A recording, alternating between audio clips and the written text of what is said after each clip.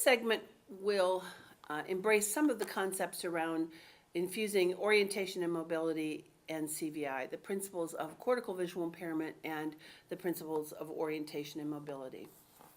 So orientation and mobility in its simplest form is orientation in space and safe and efficient movement through space.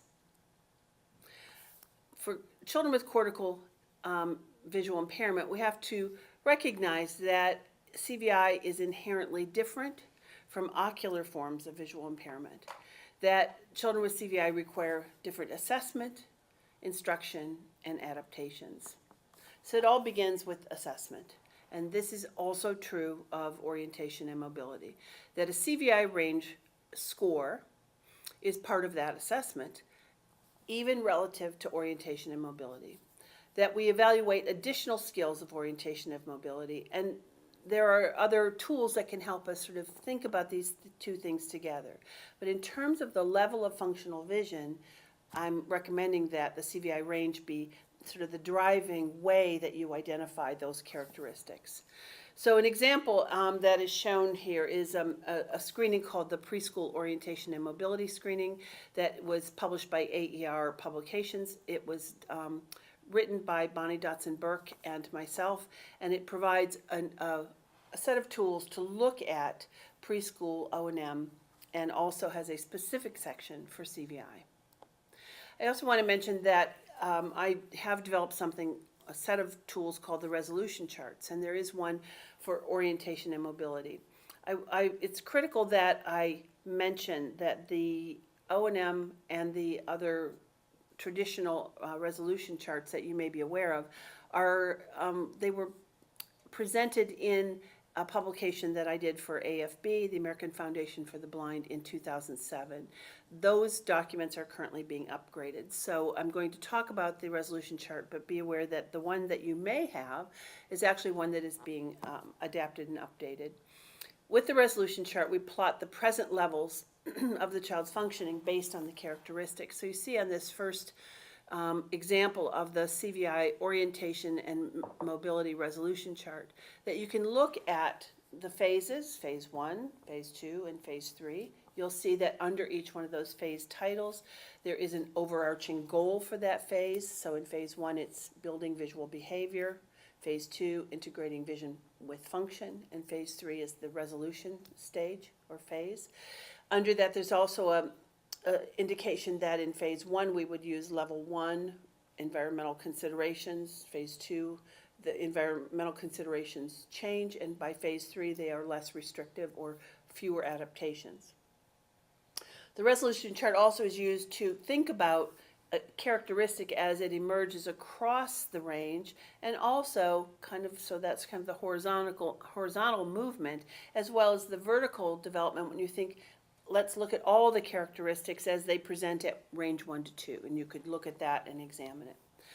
The use of the resolution chart follows a set of procedures in which you actually highlight a statement by outlining the box if that statement represents a true statement of the child at the time of assessment. You put an X through a statement if the statement represents a resolved behavior or something that was once true of the child but is no longer the case. They have moved beyond that. And you can mark an O on a statement if a child has a coexisting ocular consideration. Let's say they have a coloboma or they have cataracts that you aren't sure about the lighting implications or the ocular complexity indications. So you would mark an O on any statement that could be confounded by the ocular condition. These statements are actually designed to look specifically at the O&M considerations. It works the same way with the same mechanics for scoring as a traditional resolution chart, but this one is for O&M. So you see the progression of how color might impact orientation and mobility across the range, the impact of how movement may actually affect a child with CVI across the range, and so forth.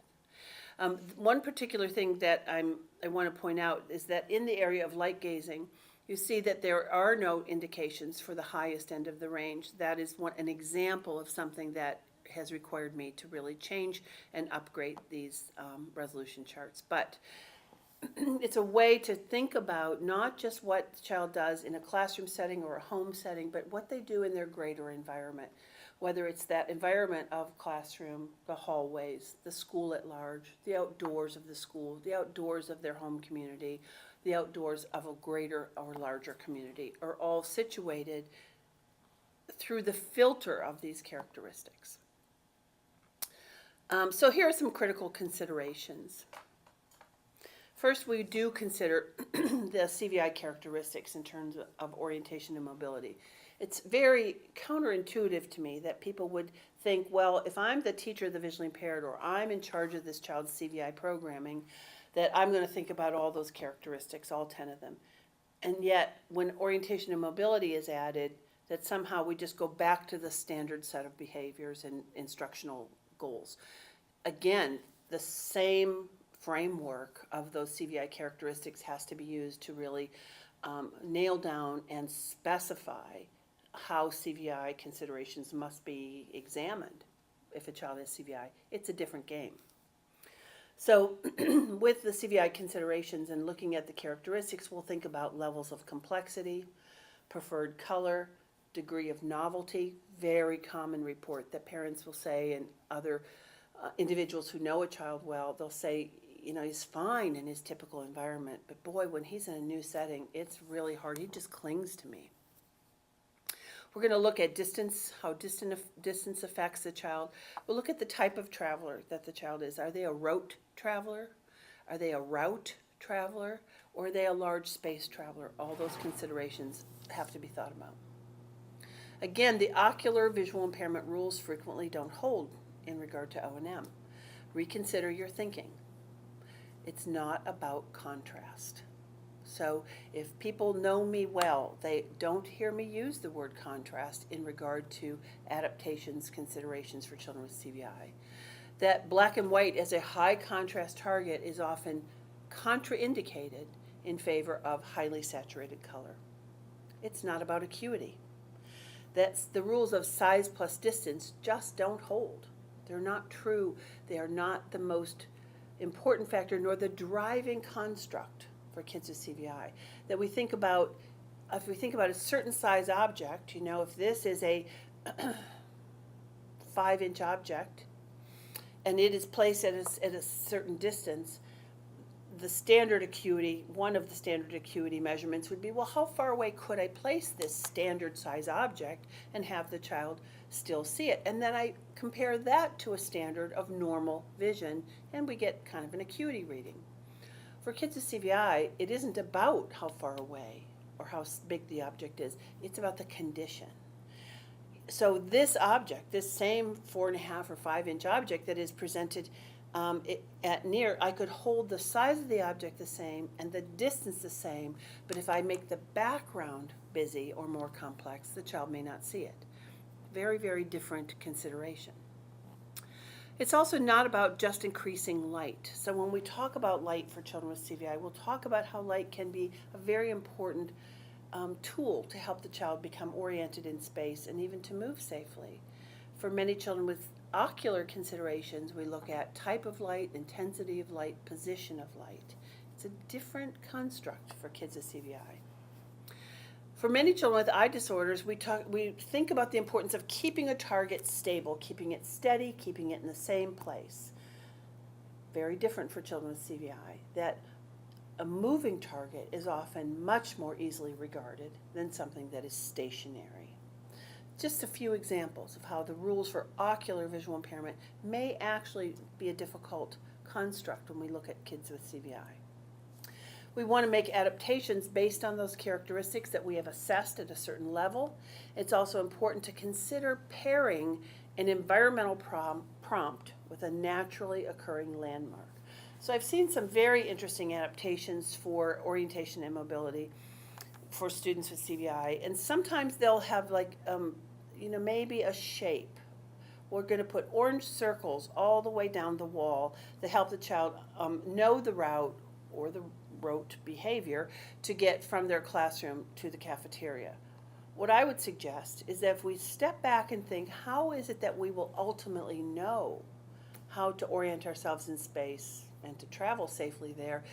we're probably going to ultimately use real landmarks, real things in the environment that get us there. So my suggestion is that when you make an adaptation to the environment, that you put, if you're going to put a red stripe at the edge of the door, that it be on the edge of the door or on the door itself, rather than on the wall somewhere that's not really the door. It is the door that is going to orient that child to the entrance and exit of that room.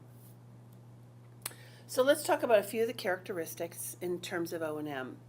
In terms of color, we want to think about color in the environment, that there are these color targets that serve as anchors. Those anchors help hold, first elicit the child's attention and then hold their attention to a target. That color may just help sustain the child's orientation in space.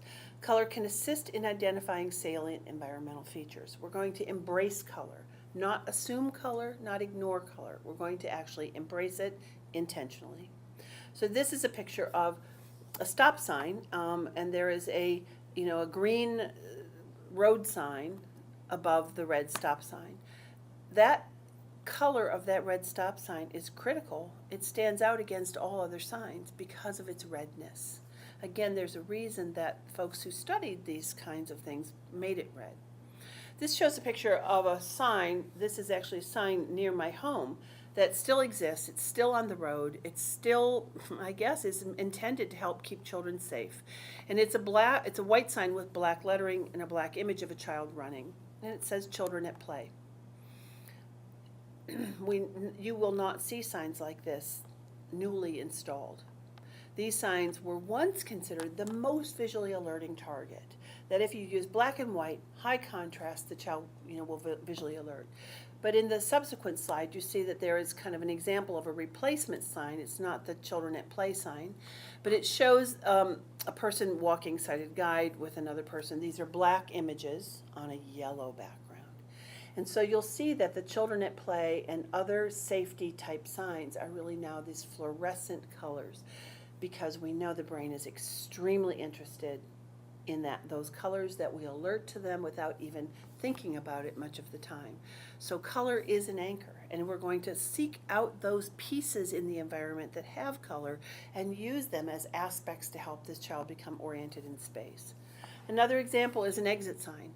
Many exit signs, like the one you see in this picture, are placed against a non-complex background. First of all, they tend to be on the wall above a door, near a door, and they often are red and they're often illuminated.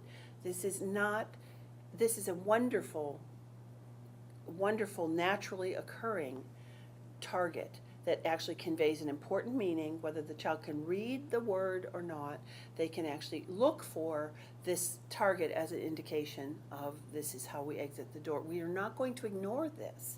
We're going to get a sense that this actually is a good and accurate, and it's aligned with the CVI principles. The next picture shows a yellow post. This is a post that occurs in our community. In Pittsburgh, it occurs in other communities as well.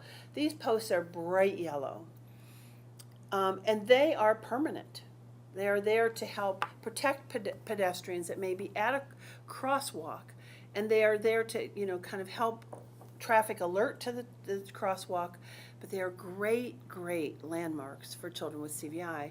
And where we might, as O&M specialists, we might think about helping the child find other features, like tactily feel for the change in the surface, feel for the indicator on the concrete that's been adjusted, look for the lines that indicate crosswalk. But for a child with CVI, I would never ignore the use of this bright yellow post, because it is probably the first thing the child with CVI will notice. Let's talk a little bit about the impact of visual fields on orientation and mobility. Most children with CVI have visual field issues. That almost all of the causes of CVI result in damage to the optic radiations, which will result in visual field differences, not on the retina, but actually in the visual processing areas of the brain, the parts that actually go back to the occipital cortex. Even in phase 3, visual field differences can affect safe movement, your orientation and movement through space. And actually, I want to just take a moment and mention that when I'm talking about orientation and mobility, it's critical that we're all kind of on the same page, and that page includes children who are not necessarily independently ambulating. Kids who use devices, who use gait trainers, who are in wheelchairs, children who are even being moved in wheelchairs may require and certainly benefit from orientation and mobility.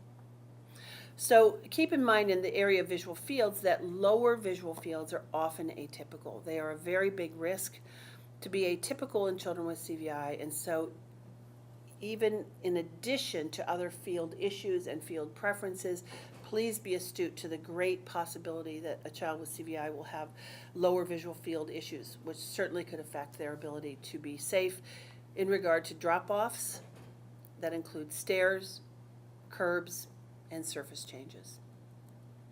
Visual fields may result in the use of a cane, that it is not out of the realm of possibility, for sure, that a child with CVI may benefit and be successful and safer traveling using a cane.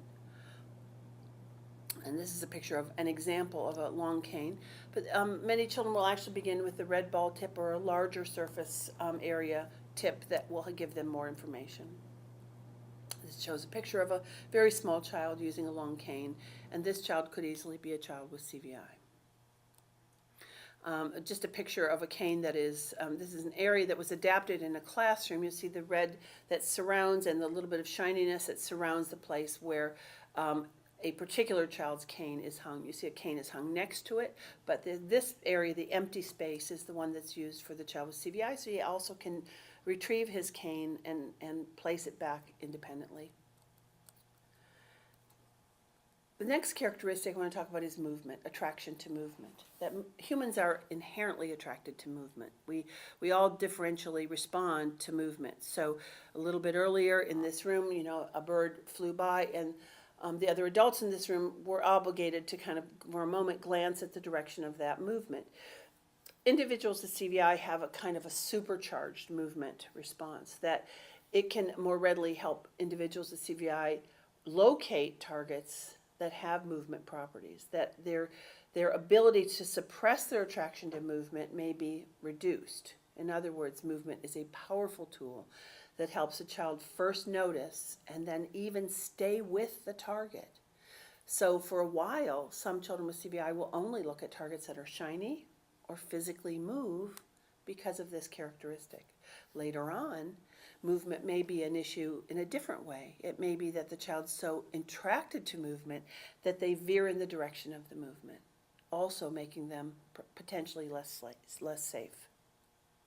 This is an example of a movement, a little fringe piece that was attached to a child's chair in a classroom to help him orient. All the chairs were the same color. Many of the children in this classroom had other vision issues that were not that were more ocularly based.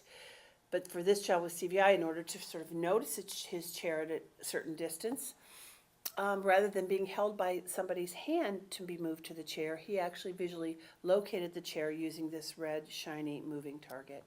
Another example of a red, shiny, moving target attached to a doorknob.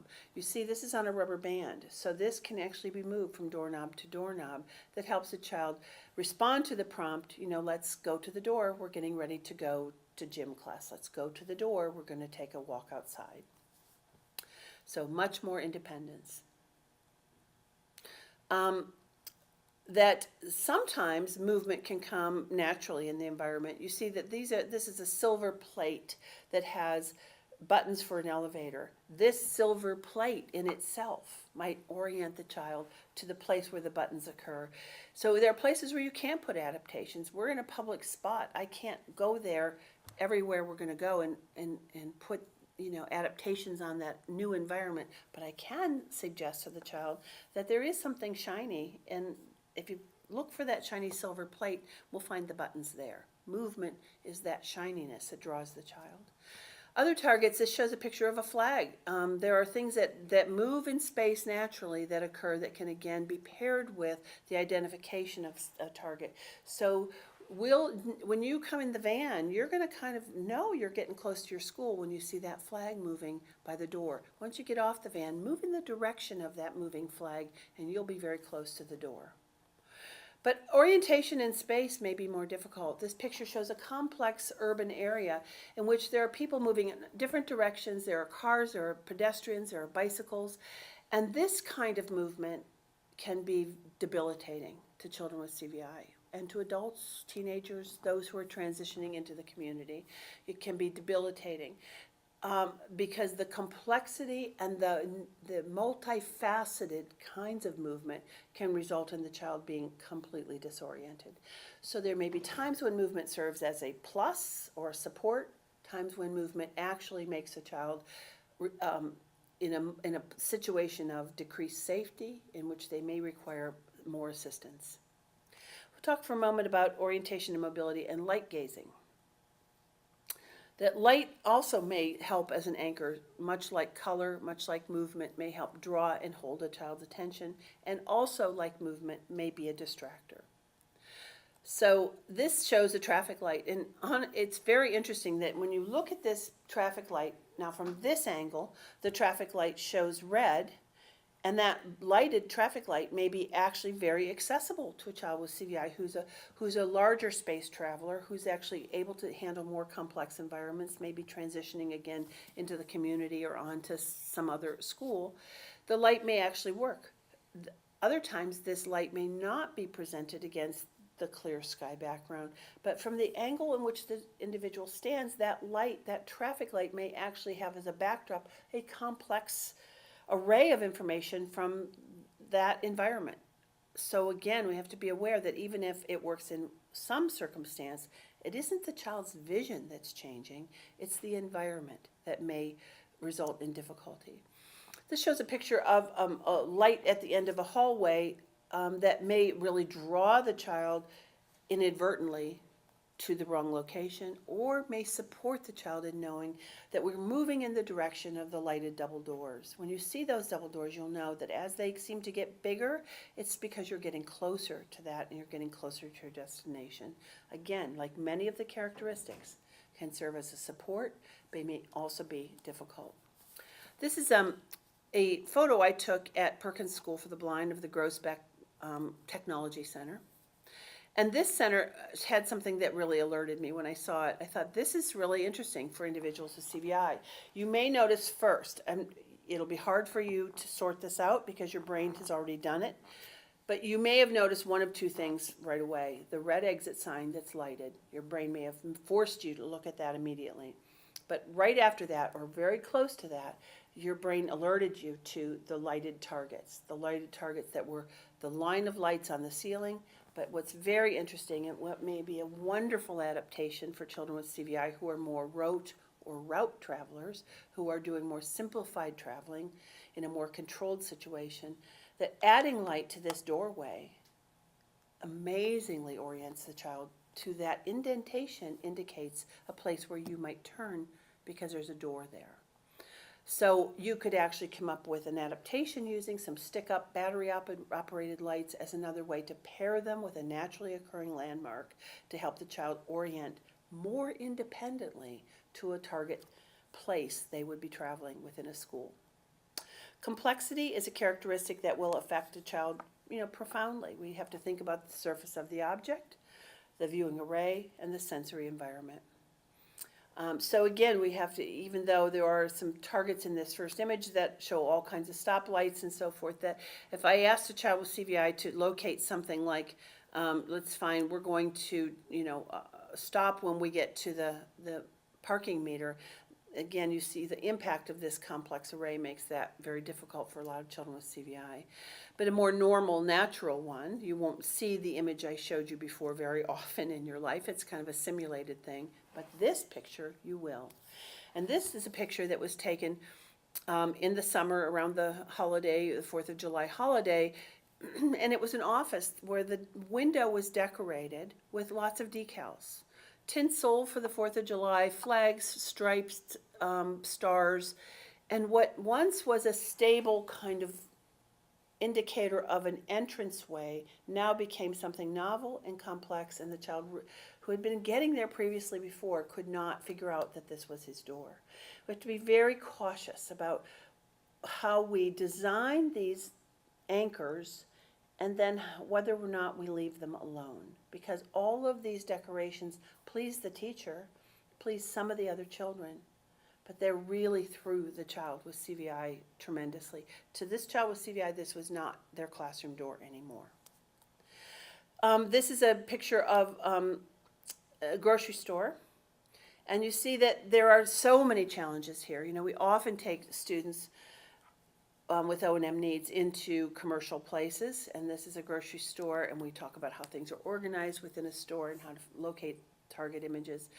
But this shows the difficulties with the complexity of the array, which is overwhelming, a giant pattern of color and shape and, you know, different kinds of arrays, of the light, which is profound in this space. And again, if it's a novel space, it's going to be very, very difficult to negotiate. So those factors, again, those CVI factors impact this child profoundly. I'm thinking again about another video that's on the West Virginia Department of Education website where a young man named Dustin is doing an orientation and mobility task, but he also is in a video that shows an interview of him. And the person interviewing him, Jamie, asks him about some things that are challenging, and this young man talks about how when he goes to a store, I think he names Walmart, that they move the location of one of his favorite objects, these certain kind of collecting cards, and because they move them, he just can't find them, and his father has to sort of take him to where they are. It tells me that he probably never learned the defining or salient features of those targets, and that when they were in a new array, they simply fell away into the array, that he probably memorized location to start with, not the visual aspects. We have to be very careful of that. This is a commonly occurring thing. This shows a picture of a desk in a school where there's a phone and folders and random objects and pens and papers. This could be the location you're asking the child to find within a classroom. Again, if you ask the child, let's go make a phone call and see if we can find out what time the bus comes, a classic orientation and mobility type task. The desk on day one, if the desk is clear, the phone may pop. But the complexity of this array makes this now a nearly impossible task for some individuals with CVI. And then what about this? This is a picture of a staircase. I'm amazed when I look in the public how often steps and stairways and drop-offs are highlighted for the public safety with color on the edge of the riser. And I think to myself, is this really the best place for this color? And for an individual with CVI who's really oriented to color, who may notice color so profoundly, what we might be doing is asking that individual to look down in a way that actually could make them unsafe. I'm going to suggest that we think about this in a very open-minded way and consider the fact that the child with CVI may very well have lower field issues, may or may not notice the color. If they do, they may or may not notice the drop-off. And so this adaptation is one that may be a little bit better, where color is added to, is paired with the railing, either right above it or even on it, in order to draw the child's attention to something else that would signal we're at the stairs, the railing, the part that actually keeps the child safe. And this shows an example of the adaptation directly on the railing. Some people have also put an adaptation either at the beginning and then at the end of the railing to indicate we're almost at the end, not the whole railing, but just an indicator this is where you should reach to hold on, this is to let you know we're near the end. The complexity of the sensory considerations are also huge. This shows a picture of a sort of a snoozle-in sensory room, but it's just an example to describe how critical it is that we think about the complexity of the environment. The sound, the multiple sounds, the novel sounds may really make it difficult for the child to remain anchored on a visual task or a location. But if it's not the snoozle-in room or the sensory room or the vision stim room, what about this? This just shows a kindergarten class. And I would suggest to you that the sensory information in this classroom of about, 15 students or so may be as overwhelming and difficult as some place that we easily identify as complex. the everyday sensory information in a setting like this could actually result in the child with CVI becoming very disoriented. Cafeterias are another classic example where students with CVI become highly disoriented. Novelty is a consideration that we also should talk about, that the individual with CVI may have very different responses to novel settings versus familiar ones. And again, I really implore orientation and mobility specialists to not evaluate the child with CVI only in the familiar setting. That if you see the child in their home or in their familiar school, that they may have used some fragile pieces of information to get from point A to point B. They may have even memorized things. They may even be able to use words to tell you. But that doesn't mean they have actually figured out the code for how to orient themselves in novel space. They've only learned what to do in this space. You can even tell sometimes when something is placed in an unusual spot within that familiar place. They may not notice it.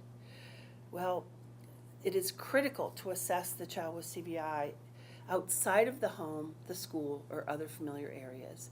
So again, the novel setting, I think about myself, this is an image of a street in Hong Kong, and I think of myself being in a new city where the language is different, the traffic patterns are different, people have different social customs about how they move on the sidewalk, and I really didn't, my jaw just dropped because I didn't always, I would bump into things, people would bump into me, I didn't get it. I needed a little orientation to how this works. Well, I can figure that out in a short time. My vision supports my ability to do that. Kids with CVI are kind of in this foreign land so often because of the novelty of the setting. I would just mention the issues around distance and orientation and mobility. That distance is closely associated with complexity. The further away a target exists, the more it falls into the background array. That environments can change and distance can vary. We want to pair movement activities with visual targets. Movement can actually help the child if we're trying to help them orient to something. Again, that example of the flag. Light could help them orient. That power mobility is an important consideration. That a lot of individuals with CVI do extraordinarily well in power mobility, despite everyone's massive reluctance to let them try. Individuals with CVI have great dorsal stream vision, or at least more earlier developed dorsal stream vision. It's sort of their go-to thing. That their ability to know where something is and to negotiate movement, to notice movement, to be more visually astute while moving actually can be a support. And surprisingly, some children will do better than we think they will once we put them in something that moves. So it's important to not take that off the table, but really have an open conversation and perhaps even give the child a chance to try. This shows an example of how a child who was starting power mobility was given a visual target. A critical thing, I think, to do in any distance activity, make sure the child has a visual target with which they can orient themselves. In this case, it was a piece of a mylar curtain, and it was suspended between these two flagpoles, and the child in the power chair was not asked just to go to the end of the room, but really line yourself up with this visual target and see if you can get to it, go through it, and be on the other side of it. So I'm going to stop with our discussion around orientation and mobility at this time, but just want to say, kind of as a takeaway message, that children with CVI are children with visual impairment. They do qualify to be evaluated for orientation and mobility. And that orientation and mobility is a critical factor in their ability to move out into the greater world, whether their community is smaller, larger, or typical. And that their ultimate success in accessing their greater world may be dependent upon us supporting their orientation and mobility needs that should ideally be placed through that filter of the characteristics of CVI. Thank you.